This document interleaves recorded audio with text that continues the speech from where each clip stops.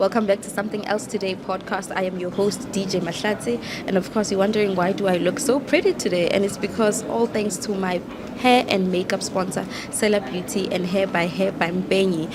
But you're wondering as well, why am I holding a Starbucks cup to my hand? And yes, we are recording this at Starbucks in collaboration with Lerato Bodibe, who's holding his book host this coming Saturday about a book called Entrepreneurship is Not for Everybody. Is it for you? So let us welcome our guest, of course, Lerato Bodibe. Lerato, welcome. How are you doing? I'm good, and yourself, Mahlatsi? I'm good. Thank you. Awesome. Thanks for having me. And I'm excited to be on the podcast. Oh, we're happy to have you, sir. Awesome. Yeah, so we know that you are the CEO of ROCVEST and you are a serial entrepreneur as well as a keynote speaker. So tell us about yourself a little bit more outside of the professional. Okay, cool. I think I'm born and bred from the Free State, a town called Kwakwa, or a township called Kwakwa. I'm born out of a place where we didn't really have much. Okay. And obviously coming to the cities and having to experience everything else, this side kind of brought a different perspective in terms of how I approach things. But I obviously grew up, went to school that side, came this side to further my schooling, and I started my businesses and so forth. And I'm obviously up and running today. So what kind of household are you from? So tell us a bit about the family vibe, so you say it's a small town in the... It's not necessarily a small town, it's more like a Soweto, but in the Free State. In the Free State, so it's a big town in the Free State. Yeah, so more of a township in the Free State. I come from a family of 3. I have 2 other siblings. Obviously have my mother and my father still around, still alive, and I'm blessed for them to still be alive. And so I come from that side in an easy family. I don't necessarily come from a very wealthy family, so we are more what you would call middle class today. But obviously that has come with its own dynamics in terms of how I'm obviously perceived, how everything has obviously unfolded over time. Different people with different environments. You obviously come through in life or get through life kind of slightly a bit differently. I did go to a nicely established school at the time when I was in primary, and obviously then went to a high school as well. Slightly lower from a standard perspective. Okay. But I think with that, it gave me the perspective of understanding the 2 different worlds that we live in, the more privileged world and the more less privileged world, and that kind of has shaped who I am today. I think from a family perspective, similar. We obviously are a very small family, have my uncles and aunts, and but we are God-fearing people, and we basically are here in life. I hear you. That's amazing. That sounds like you had an amazing childhood. And I'm actually very glad you got to experience the privileged side and the not so privileged side as well when growing up.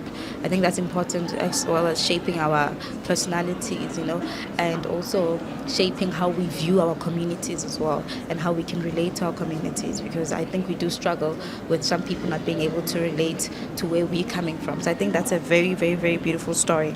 So when you were a child, what did you want to become? What did you want to become? The CEO of ROCVEST? Did you want to be an author, or was it very different? I think I wanted to be a lot of things. However, I wanted to be a lawyer at some point. Oh, okay. I have a very close friend today who is a lawyer. It's a good decision that I didn't go that route. It has its own dynamics and challenges. But I think I wanted to be a lawyer growing up. However, when I got to grade 10, 11, some of my friends that I met at the time were quite big in computers and so forth. And I went into a space where even watching different documentaries and so forth around tech, and that kind of bred the whole initiative of going into the space of IT. So I ended up wanting to be a computer systems engineer, which I obviously then eventually did and become from a career perspective. But my career it's slightly different. I didn't go straight into employment from school. I obviously started my own business at that time. But from high school as well, I was already in music. We were recording, writing CDs at that time. And yeah, it obviously shaped who I am today. Yeah. Writing CDs. Are you on the fourth floor, sir? Is it the fourth floor? Nothing illegal, guys. Nothing illegal. I think we were at that time, at that point, we were one of the first people that obviously had CD writers. Yes. And a lot of the times, we kind of created what is now today your playlist. You can go into your iPhone today, And you have a just- compilation of different songs. That's where I used to focus on, have different compilations and obviously sell in that regard. But I think that brought out the entrepreneurial side of myself. And yeah, it basically shaped who I am and how I obviously approach life today. Being in the recording label as well, we had a massive music group. Shout out to my friends back in the days, and we obviously have grown and have become who we are today. Today I have friends who are in the music space. I always tell them, one of my close friends and business partner as well, that he is who I was supposed to have been back in the day. So he's a record label executive. And I think with that experience that I had with the group that I had at the time, I write about it in the book as well. It kind of shaped and kind of moved me out of it. But as fate would have it, I'm kind of back in the music space a bit, just 1 foot in or a toe in. But yeah, that's who I am, yeah. Yeah, I think your friend must know that it shaped you as well to see that, okay, entrepreneurship can be everywhere. And if you were still there, you would still be an entrepreneur either way. So, True. Yeah, so you call yourself a serial entrepreneur. What is that exactly? A serial entrepreneur has, I would say, one definition, but it's kind of nuanced to a certain degree. Any person that builds or creates and starts different businesses would be called a serial entrepreneur.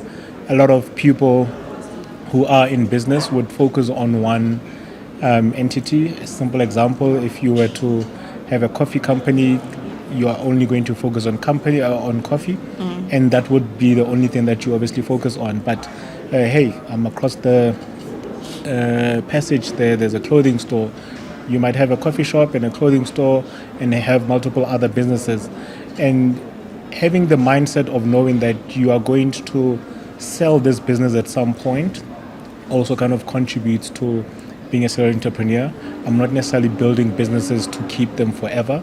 In the near future, we'll obviously sell them and exit in that regard. Oh, so does that mean in one of your services that you offer, you do help other entrepreneurs build a business as well to be able to sell it later in Correct. case anything happens? Yes. So we do a lot of work from a management consulting perspective, and within that space, we assist a lot of companies from a growth and scale perspective. We've even started master classes now, which are predominantly focused on small entrepreneurs or young entrepreneurs trying to obviously scale up their businesses. But yeah, we play in a space where, whether it's a big company or a small company, we'll create the processes for the company to operate itself or basically run itself. Once you are at that level, you are able to, as a founder, as CEO, exit the company or just be behind the scenes, whether you're a chairman or just somebody overseeing the company will run itself. And once it's at a lucrative place where you can actually even sell it, or you have somebody who would like to obviously then go into that space and purchase the company, there's mergers and acquisitions that we obviously assist with as well. And similarly with ourselves as well, where we obviously then look to towards building businesses that we can tomorrow sell. Yeah. Oh, that's amazing. So would you say, since you were, learning, being in different businesses and entrepreneurship in different businesses and helping people like that, has your version or your perspective of entrepreneurship evolved due to all of this? I would say yes. I think that's the short answer. To expand onto that, a lot of companies are different and they come with different processes and challenges. What I've experienced in business is that you'll always have to have different challenges or take on different challenges and sacrifices depending on what you're obviously building. A lot of companies will have a lot of overheads from either machinery and the likes, or you have actual personal overheads where it's actual people that you're obviously dealing with. So different dynamics with different companies contributes to how you then see and view different companies, and obviously providing advice in that regard as well. definitely different. For an IT company and a coffee company, they operate completely differently. Doesn't mean there aren't processes and systems that need to be put in place, but you still need to understand that the nuanced areas, you have to address them differently. So yes, there is a way that I see different companies as different or perceive them differently, but it comes down to, at the end of the day, a business has to make money. And that's the objective, and let's see how we can obviously assist it to grow in that regard. Yeah, because we all need money. Hey, they say money can't buy happiness, but I don't think they know where to shop. So, yeah, definitely. So if you were to restart this journey of entrepreneurship, would you do it again? Would you restart? Definitely. I think without a shadow of a doubt, my journey as at least what I've experienced with coming into this space and coming from a black company, or rather a black family, business was perceived different. How you go into business and how you are seen or perceived as a business person, it's frowned upon. And with that came, I had to find in myself to know that, you know what, this is who I am, this is what I'm called to do, and this is the only thing that I can do. Even if family comes in and says, you know what, you need to stop what you're doing. A personal example is my parents. At the time, I went straight into business, and our first business didn't do well at the time. And when that happened, I was told point blank, Lerato, go look for a job, or you need to basically bring in all our assets.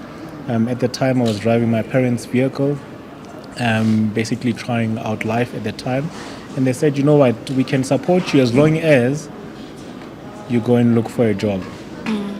With that came the experience of, I had a partner at the time, a business partner that I was working with, and it basically severed the entire relationship in that regard. Till today, I still don't speak to him, and it was a matter of, on my side, I had to choose family over the business, and on his side, his family was more open to saying, you know what, let's support the kids, let them do this. On my side, they even took me to my grandmother's deathbed to basically, for her to tell me that, you know what, Lerato, you need to stop this. And to that point came, all right, I had to make a decision. Let me exit this business and go and look for employment. I went into employment for a while, but I eventually exited. But when I did do that, I never told my parents. I went close to 6 to 7 years where my parents thought I'm employed, but I was actually running my own business. So it's who I am. It's what I do. It's what I know. I would never trade it for anything else. And as I say in the book, it's not for everyone. It doesn't mean that because I managed to get to where I am, it was easy or anything like that. It still came down to, did I have the right grit, the resilience to be where I am and still push even when it was difficult. And it was even tricky because I didn't have anyone to rely on. I could not go home if I had challenges. Because they didn't know. Because they didn't know. I didn't want them to know, because it was going to also still bring that element of, yeah, we told you this thing is not going to work. Go look for, go back to work. And yeah, I guess my parents only found out after COVID that I'm running my own business at the time. And I transitioned out through consulting to where we are today. We are also providing consulting services today as a business from an IT perspective. And yeah, the different business that I own are obviously, it's IT, there's construction. We do software as a service where we have other platforms that we basically brought up to scale them in that regard and hopefully sell them tomorrow. But yeah, it's who I am. I don't think I'll ever change. And to anyone else obviously doubting themselves, you always have the naysayers.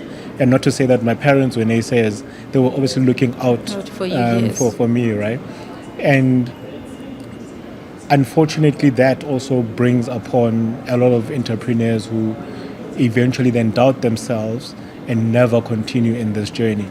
Even when it's hard, you need to continue, and we need to move in from that. that's who I am. I would never trade it for anything. I think that's beautiful. I would start from scratch again. That's inspirational. Yeah, I hope the people who are going to watch this can actually grab some of this inspiration. You can just share with them, because I know it is hard to run a business. Yeah. I've seen my parents run 2 businesses unsuccessfully in my childhood. One, my dad ran his puzzle shop, and he used to tell me this, and I'm learning this now, that if you want to run a business and be successful, you need to leave the meat alone. You will not be able to buy meat. And yeah, now I actually understand, because most of your finances will be going that direction in order for you to eat the steak later on. So I think that's very, very inspirational. But I'm actually very curious about your grandmother on her deathbed, and then she spoke to you. So what are your parents now kind of saying now that, she spoke to you, you didn't necessarily listen, and then you came out on top? I think it was one of the sensitive conversations, or rather topics, that I had to address in the book as well, because at the end of the day, it was my lived experience, and even writing about it, even talking about it now, it would have been difficult if I didn't have the conversations with my parents at the time. I think today they are more accepting in terms of where we are, and obviously what I'm currently doing. Are they still nervous? Yeah, obviously they are still parents, and they're still looking out for my in my best interest. However, it's still a challenge for them to still accept it till today. To then realize that, what if something happens? Receiving a comment from your own parent that says, oh no, if this doesn't work, you'll still go back. At least we took you through school. Is something else. But I think, if anything, that coming from my grandmother at the time, it was obviously strategic for my parents, to say the least, right? And that was the whole family, to say, listen, talk to your child, just so that he doesn't find himself in the space that he's in. But yeah, it unfortunately, or fortunately rather, it shaped who I am. It gave me the resilience to understand that, even if I'm told that I can't do it, I should push through it. Yeah. Yes, I'm pretty sure Granny is actually happy where she is. We hope so. I think she is, because she came out on top. She's very happy where she is, probably. So why did you choose this very aggressive title? Like, entrepreneurship is not for everybody. I think a lot of books out there have always been focusing more on, as a business, is what you need to do. Oh yes. Government always says, start a business, create employment. Are you cut out for it? And this is what you need to then do in that regard. Any other book does not necessarily talk about what it takes to actually even get there. People see the limelights. People see Lerato moving around in whatever vehicle that he's driving, but they actually don't understand that I don't sleep. I am up 24/7. There's no work-life balance that I even know of. I don't have holidays. Every time my staff would come to me, oh, tomorrow is a holiday. I'm like, oh, okay. It means they're not working, but you will be there. So I think what I wanted to address in the book was, it's a very difficult place to be in. And I needed to ensure that the title of the book is bold enough to make a person understand that this is not for everyone. However, I still target the people that are sitting in their 9-to-5s, wondering whether they should start their own coffee company, whether they should start their own clothing company, cupcake company, or whatever the case might be. But do they actually know that this is what it actually takes to be in this space? Do they understand the sacrifices we take? Do they understand what financial stress means, and having to lose money, having not to sleep? And if you're not cut out for that, it's still okay. I've approached the book in such a way that it's more for aspiring entrepreneurs looking to go into the space, but they don't know what it actually entails. I didn't have anyone to look up to. I come from a previously disadvantaged background. I didn't have any rich uncles. I didn't have any other mentors that I could look up to say, Lerato, this is what you do in business, or this is what you don't do. I had to figure out everything myself. I think only today I have a good circle of friends who are also in business that we obviously assist each other, but growing up it was very hard, and I'm trying to then impart to those aspiring entrepreneurs to understand and learn from what we have been doing and what we are doing, that you know what, it's not easy. But as well, for the one that's already in the business, struggling, wondering whether they should quit and basically go back to employment, if you have that fire, if you have that burning desire to basically continue and you are experiencing challenges, still push forward and know that as long as you believe and have the vision in place. I always say to a lot of people, as long as you don't understand where you're going to face challenges. If you start a business and you are not able to set targets, then what are you doing? You mentioned earlier about a small spaza shop. If a spaza shop knows that, all right, every single year we're doing 300,000, and that's the target, you're going to do everything in your powers to ensure that the spaza shop for that entire year makes that 300,000. But if you're just going to start a business or a spaza shop in that regard and you don't have a target, yeah, you can make 50,000 at the end of the year, and you ask yourself, why am I not going anywhere? So we address these in the book, and the title is that strong to ensure that a person understands that whatever is in the book is actually the truth of being an entrepreneur, and what it takes to be in it. But if it's not for you as well, it will help you in that regard. Or the book will also help you to make you realize that this is not for 100%. you. But what are you saying about those people that like to go online and say, just start? You never talk about targets. Just start. Just start the business. You want to start that coffee shop? Start the business. You know those ones that are actually shouting at us on the internet. What do you say about those? Because they're just telling people to start with no targets, and you're saying you must have a target. There's two sides to that coin. I do agree you have to start, but it comes to why do you want to start? Where do you see yourself rather in the next 5 to 10 years? And if you do not have that vision, if you don't have that plan on how you're obviously then going to get there, then what are you trying to do? A lot of people come from a place where they're more cautious, they're more scared to take the leap of faith. You are in a business, or rather you are in a company, a 9 to 5, and you have this great idea, but you don't know where to begin. With that, yes, you need to start. But you need to not necessarily have complete calculated risks. You'll never calculate everything to the T. It's impossible. Even if your spreadsheet says you're going to make $1 million, I can't remember who mentioned that. You will not make that amount. It's just a spreadsheet. But it helps you know where you are trying to go to. And with that, I agree, but I think it should be taken in context of why it's being said.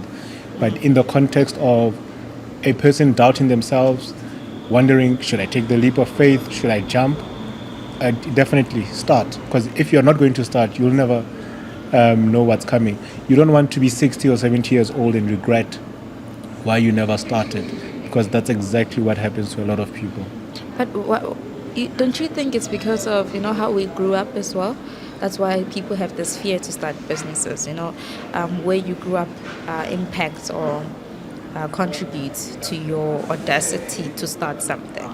Because of, if you grew up in an environment that said you can't do it, or people don't make it out of the hood, for example, then it becomes very hard to actually start that business. Because also when you start the business in the hood, it's like, she's boy, we get so sharp, we get so right. You get what I'm saying? So it becomes very tricky. Don't you think it's because of the background, or just people are just making the background an excuse? Your environment definitely does shape who you become and how you obviously carry yourself in life. So you're correct. It obviously does come from that, and it comes from a place where, looking at my own personal experience, not having anyone in the family having ever started a business. All they know is the guy downstairs has a business and it failed. that sticks in them. You then come through as Lerato and say, you know what, I want to start a business. Yeah, everybody's like, their only understanding of a business is that person. But a corporate company is still a business. Any other big company can be closed down tomorrow, right? But it's always perceived as, you know what, because you are a small company, you always look around you, and your surroundings definitely affect that. A lot of people that will obviously grow up in areas where there's multiple people who are in business, they have people they can look up to, they approach life differently. And with that comes definitely your environments shape who you become. And I always even say to the school that you attend, that also shapes who you become. The friends that you have, that shapes who you become. I today don't have a lot of friends. And it's not a matter of I don't want to have friends. There's different dynamics that obviously business was a big contributor to. But if you are with friends that you are not able to have candid conversations and grow with them, why are you in that circle? If you are with friends that are always pulling you down, dude, you won't make it, why are you in that circle? So your environment definitely does shape who you become. And at times I always say to people, the best way to do this is go online and watch motivational videos. There's a lot of people out there, and yes, they'll say start, it's in context. However, learning from other people that are obviously not within your circle or environment will definitely help you. And that's what we're also trying to do. Because we didn't have anyone to look up to, let's try and obviously impart that knowledge and the understanding of this is what you can become, and we help everybody grow in that regard. 100%. Do you think this is one of the myths around entrepreneurship? Do you cover this in your book? Definitely. I have multiple stories in the book. One of the stories touch on a lady that was obviously married at the time and how business was perceived in the family. It became a burning point where she wants to go into the space, but because of the environment they're in, it becomes a problem. I have people that have come from a place where they came from having started when they were young, got into business, thrived, and so forth. So I do cover other people as well in the book where they started businesses and it changed over time, went back into employment, and then obviously then came back. So I do touch on multiple stories and how people can obviously carry. I try to make it as relatable as possible, and with South African stories as well, where you know that this is a person that you can actually walk up to tomorrow and know that, all right, this is a person that has made it or is currently in business. Can I also do it? Yes, I definitely can, because there's somebody that you can relate to. So do you believe that if someone has been successful in business before, went down, is most likely to be more successful again in the business more than someone who's about to start a business? Because they failed before. I want to say definitely. So definitely and yes. So definitely in terms of you never fail in business, you learn. When you fail, you will then understand that, okay, cool, I made these mistakes, and with these mistakes came, I need to then do things differently, and you'll definitely be more successful. Myself, we built one of the biggest applications or apps today that are doing deliveries. And at that time, back in the days, we obviously lost that contract. And when we lost that contract, it could have trajectoried our company tenfold at the time. But because we failed, we learned from that, and we are not repeating those mistakes again. However, it doesn't mean that because you did fail, you will not necessarily get to the same place, or it doesn't mean that you will get back to the same place. It's your mindset as well. You need to understand that I am in a position where even if I go down, I need to get back up. True. A lot of people do. fail and then tell themselves, you know what, I'm not going to do it. I'm not going to do it again. However, I would say it comes down to what you said earlier, the environment. Your friends might pull you down. Yes, some people might want to reset, and we have a nice lady that's going to be on the panel on Saturday who obviously tell us about their story as well. Thandi went through depression when she was in debt of 2 million. Went into depression to a point where she sat in a wheelchair. Today she's running one of the most successful events companies, and it means it is possible. She didn't fail. She learned what not to do tomorrow and what to do different so that she can become who she is and what the company is today.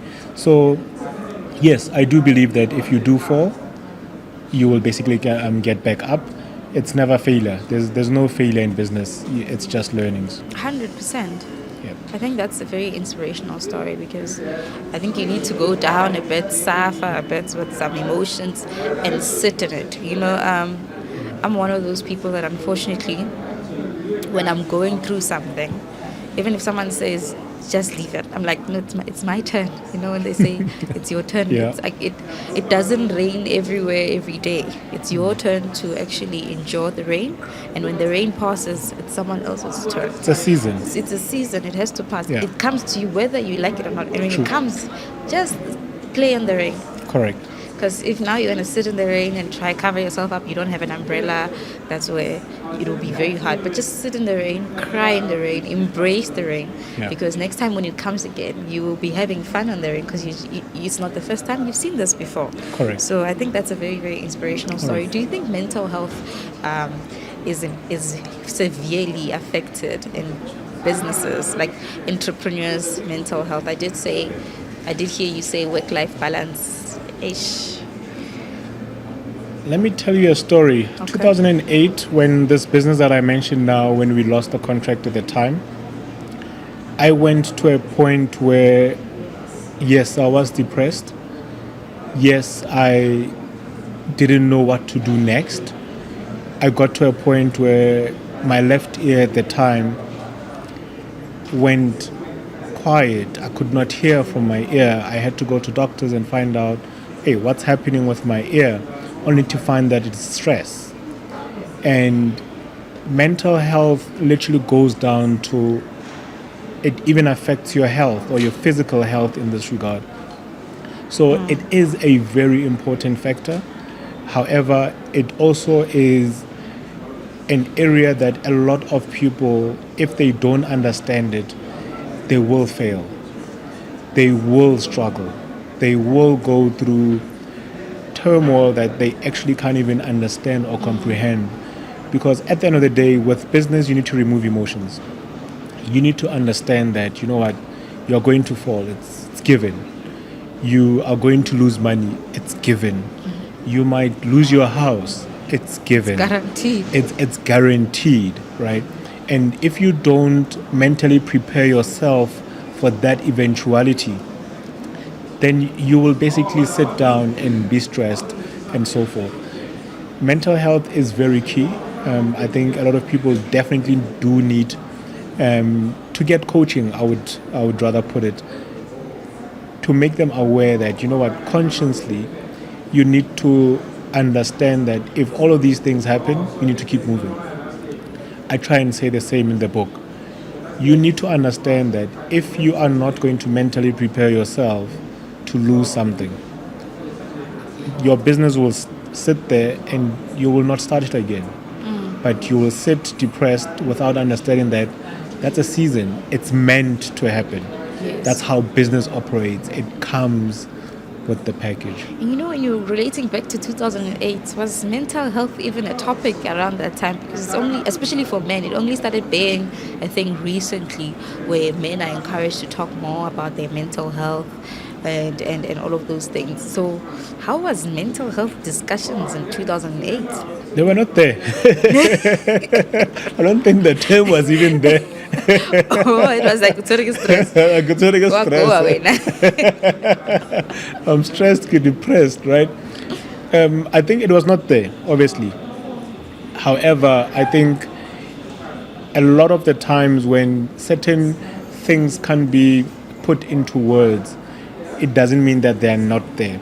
I always tell a lot of people that if you're going through problems, go to therapy. I go to therapy. And it helps me a lot. Do I wake up anxious with anxiety on certain days? The short answer is yes. How do you then approach that? And I always tell people, whether you have a partner, whether you have friends around you, whether you have a strong backing from whoever that you have in your circle to support you, when there's money challenges or when there's financial challenges, trust me, the anxiety will come in. It will kick in very hard. It's how you mentally prepare yourself before it happens and tell yourself, when this happens, this is how I'm going to react towards it. So a lot of the times, people never understand and appreciate that stress is part of this game. And this is what it was termed back in the days. Depression is part of this game. This is what it was obviously termed. And today it's kind of combined or consolidated into a single word called mental health. Yeah. That's very interesting to hear. I was very curious about what mental health was in 2008 because has evolved, the discussions have evolved. I'm pretty sure you also mentioned this a lot in your book as well, the importance of having a coach, a therapist, and all of that. But you spoke about finances now, right? Is it very important? Do you think it's important that someone learns financial literacy before they start a business, during, or maybe after the first round and it went south? It's very important, and it's unfortunate that our schooling system is structured the way it is. I learned about certain terms only when I did my MBA. Why? Because I never did accounting or economics. I was obviously in the science route, right?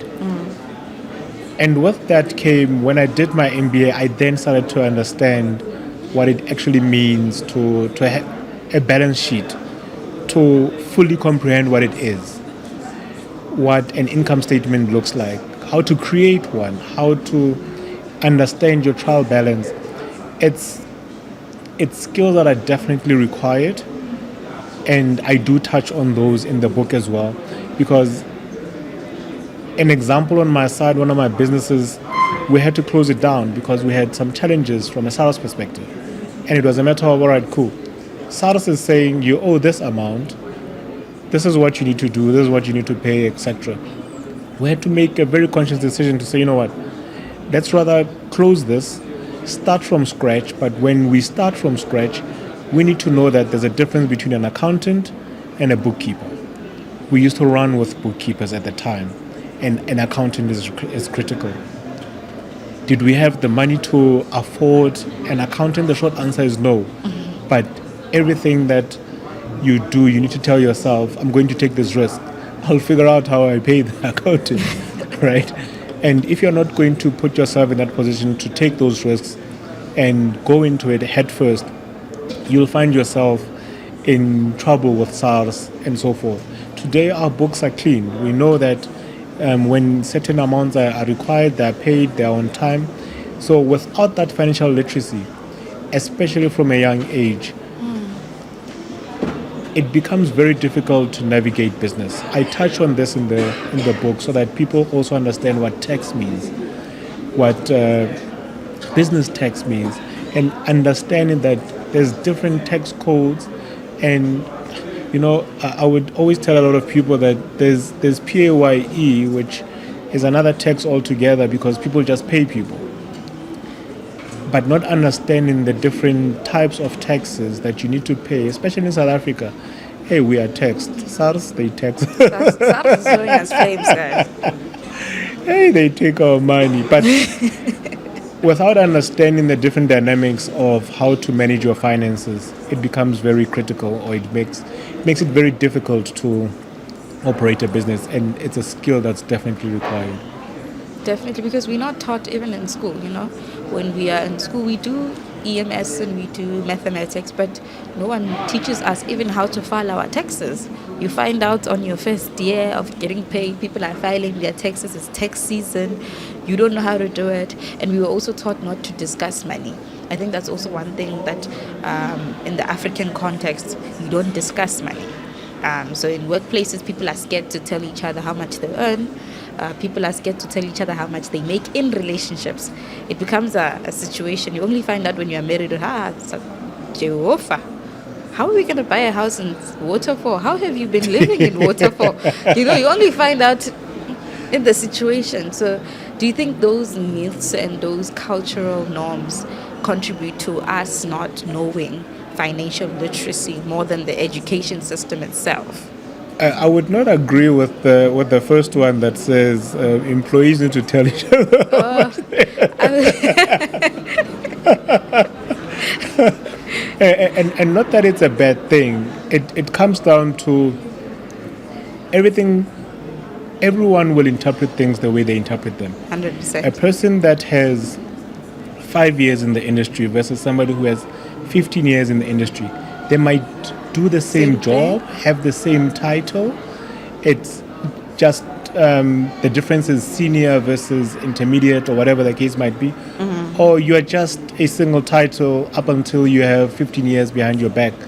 You are definitely going to be in two different income brackets. 100%. Once those conversations happen in the workplace, it becomes a disaster. It becomes a problem, right? No, I meant in terms of when you're on the same level. You understand you can't go to the one who's been in the company for 15 years and be like, dude, that's like... True. Why are you doing that? It's just a matter of... No, it's just one of those examples that I was just making. Because there's salary clauses and all of that are put in place to try make sure that there's peace within the workspaces, which we 100% understand. Yeah. But you find that even when you go out in the context of life and you speak to someone who works in a different company, who works in a different context, and you want to get some form of mentorship, people are not comfortable to talk about money. People are not comfortable to speak money. And it's even in business deals. People are not comfortable to say how much they want in business deals. And I think maybe it hinders their growth at some point because it gives the other party an advantage to say, okay, you're not comfortable, you're not confident about what you want to say, I'll decide on your behalf. And you'd agree on that because we were not taught to discuss money. You're taught not to tell your siblings or anybody how much you make or how you're doing or how finances are doing. So even if you're having a hard time budgeting for anything, for whatsoever you need help, you get a bit uncomfortable. Hence the concept of financial advisors is very foreign to a lot of people. They don't trust the financial advisor. I mean, it's his job to know how much you make and try help you, but they still don't trust them. So, I think in the business context, definitely we need to discuss money, and we are going to discuss money on Saturday. We need to be as clear as possible so that the next generation of entrepreneurs understand how money is made and how much money can be made, how people should be able to charge and invoice in that regard. It's very pertinent, it's very key that people actually do understand and we do talk about money. Because if we don't talk about money, we are breeding a culture of people not understanding that, you know what, this company is making 2 million, I'm making 800,000. Why am I making 800,000 when I'm probably doing similar work, right? Am I able to even look up to somebody? You'll always hear about the blue chip companies, how much they make. Why? Because they are listed companies and so forth. But if a person does not get to a point where they actually understand, we had a podcast the other day where we discussed one event. The owner of the company does events. And when people look at them, what they do is, all right, this person filled up the stadium. The stadium has X capacity. The ticket sales are X. It means this person is walking away from this entire event with 20 million. Which it's is not the true. case. Right? Because they've got overheads to cover. There's a lot of overhead. There's stage, there's sound, there's production, there's riders, there's artists, there's people that you're going to have as guests. It's a lot. There's the preparation, the transport cost, petrol, and people never understand. You have salaries that you need to pay, the staff that you have, to a point where even that event that you think, you know what, these guys make 20 million, you'll find all that 20 million, even into a negative, went into all the expenses for the event, right, where you're not even making money. And if people don't understand that and appreciate the fact that we need to start discussing and talking about these, you'll get that person who will then hear somebody online saying, just start. They start and they find themselves in this position, right? And why would we then want to not talk about it so that we kind of assist other people to avoid those mistakes? I learned about cost of sales in my MBA. I didn't know what that meant, right? But it's a very key area of understanding that, irrespective whether the coffee that I'm drinking now, costs went into that. On my side, I used to look at a small chappies, I call it. I don't know, what is it called? Is it bubble gum? Chappies, the chappies with the lines and the yellow with the lines, one. Yeah, the yellow one. It's called chappies, yes. It's called chappies. You would get that, and at the time it would be about, let's say, 50 cents. Go to any printers and print paper. It's not going to cost you 50 cents. You're going to pay 7 rand. How is Chappies able to sell that small item at that cost and still make a profit? And still stand up to this day, because it's a legacy and they're still brand. Exist until today. If you don't understand how economies of scale work, how you need to approach certain costs, how you need to approach your business in terms of input costs and output costs, you will find yourself in a position where you will never go anywhere because you actually don't understand how it works. So speaking and talking about money is crucial. In business, it's needed. Hey, in families as well, like you said, you need to know what your partner is making and how much you are making. It's even more difficult when you are in business yourself, because business is not a straight line. Oh, yes. It's going to be an up and down journey. And if your partner does not understand that and they're expecting that, oh no, every single month is going to be the same, then you need to have those conversations before the problems start. Otherwise, you're just breeding problems, right? It's key. I think the short answer to that is it's very important that we speak about money and in the right context, as I mentioned. Yes, 100%. And you were saying that the internet also plays an influence in terms of shaping people's objectives and views on how people are making money. I think that's very correct. Do you think the internet is contributing to the making and the destroying of the entrepreneurs? Do you include that in your book as well? Listen, go to Instagram today. Go to Instagram today. There's the other day,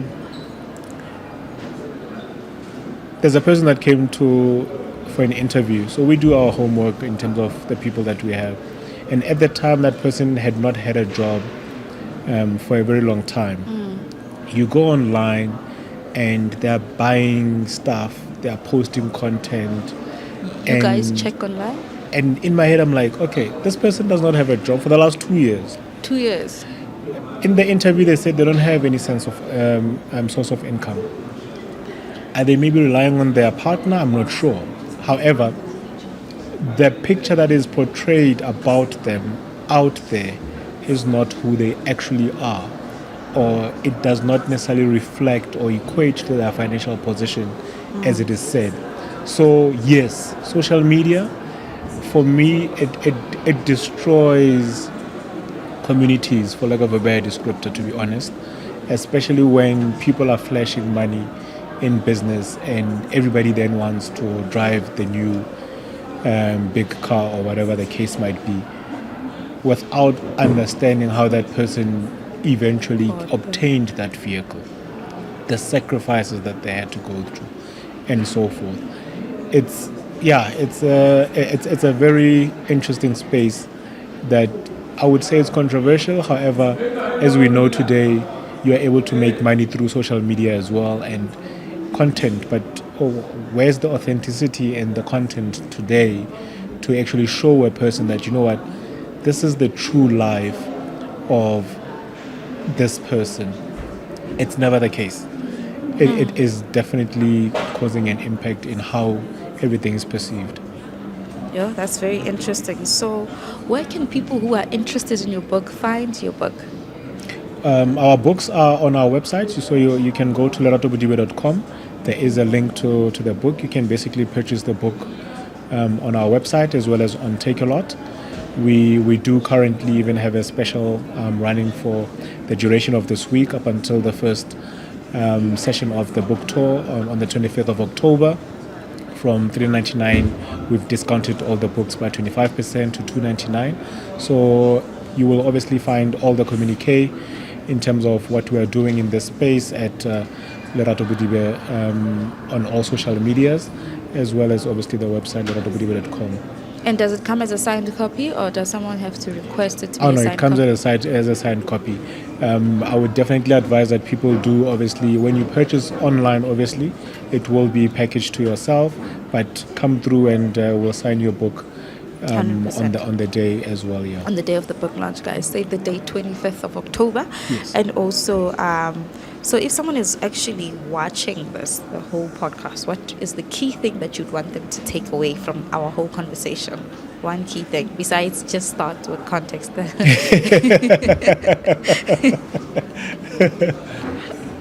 I think what I would say is people need to believe in themselves. If you don't believe in yourself, even if you have a vision and you don't understand how to approach things, it starts with yourself. Believing in yourself, having a vision, and being able to pursue that vision is quite key.